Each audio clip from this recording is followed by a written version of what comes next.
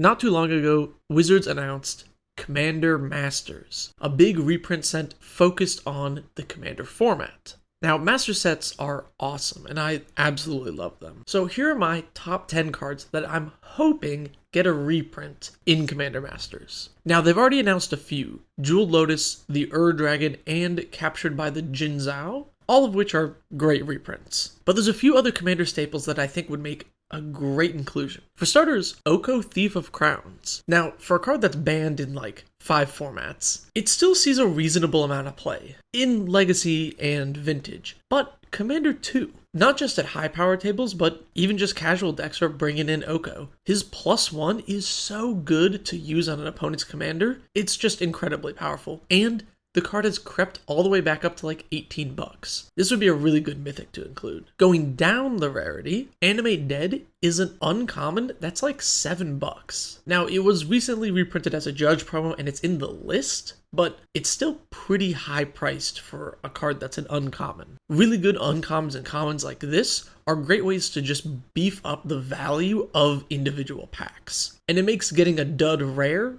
not feel as bad when you get a good uncommon like Animate Dead. Another awesome rare is Guardian Project. If you've never played with this card, it's really good.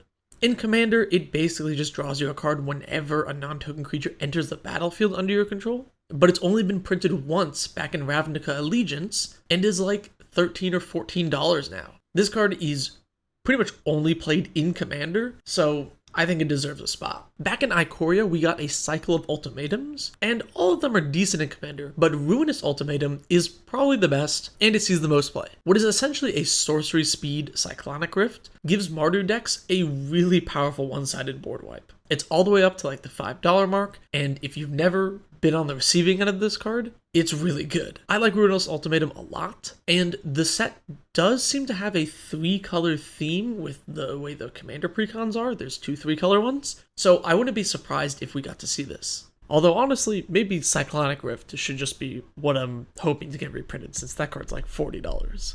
And a mainstay in Commander. Swan Song is an incredibly powerful counterspell that specifically sees a lot of play in Commander, but it hasn't really seen a reprint in a long time. It was in Theros and Commander 2016 and a Secret Lair drop. It's past the $10 marks, close to 15-ish. For one of the best staple counterspells, we really need to see this get reprinted. Underworld Breach is another card in desperate need of a reprint. It's not super old, but it has really jumped up in price. Partially because of Modern, but also because of the Commander play it sees. This card is incredibly busted, banned in Legacy, just because of how powerful it is. Breach is arguably the best card in the format right now, and I would love to see a reprint in Commander Masters. Necropotence is a really iconic card, and one of the most powerful black spells ever printed. Banned in Legacy, restricted in Vintage, and a Commander staple. This is straight up one of the best cards you can play in your Commander deck. Necropotence breaks the 40 life